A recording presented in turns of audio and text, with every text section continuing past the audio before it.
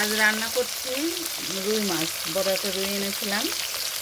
আর বড়ি তো এখন খুব স্বাদে শীতে, তো বড়ি দিয়ে রুই মাছ আর সাথে আলু বেগুন দিয়ে রান্না হবে। মাছগুলো ভেজে নিচ্ছি। মাছগুলো আমি ভালো করে ভেজে নিয়েছি। এখন মাছগুলো উঠিয়ে নিয়ে এই তেলে আমি জিরা পুড়িয়ে দিয়ে বেগুন আর আলুটা ভালো করে ভেজে নেব।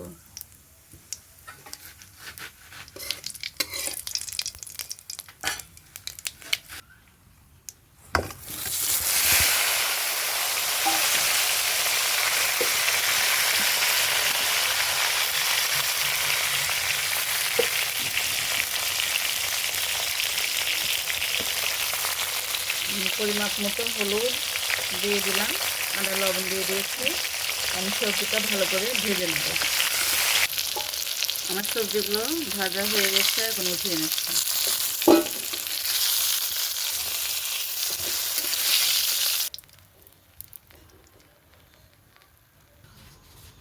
এই তেলে আমি মশলাটা দিয়ে দিয়েছি। মশলাটা অবশ্য ভেজে নিয়েছি। জিরা আর শুকনো লঙ্কাটা আর আদা দিয়েছি। এখন সবজিগুলো দিয়ে দিচ্ছি আর দিয়ে দেবো কিছুটা জল। বড়ির তরকারি জলটা বেশি দিতে হয়, কারণ বড়িতে তো অনেক জল চুষে নেবে।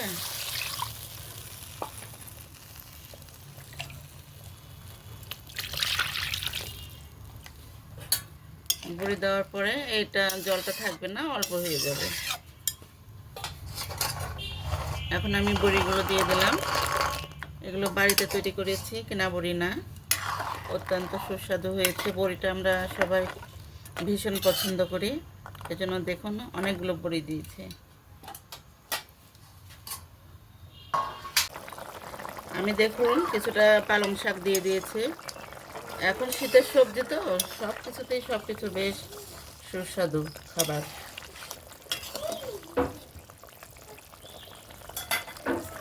ভেজে রাখা মাছগুলো দিয়ে দিচ্ছি। আগে বড়িটা আমি নরম করে নিয়েছি, তারপরে মাছ দিয়ে দিলাম।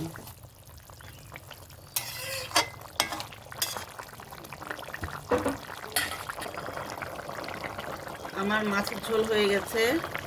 বেগুন, বড়ি, পালংয়ের শাক, আলু দিয়ে রুই মাছের ঝোল, সেই মজা হবে, ঠিক না?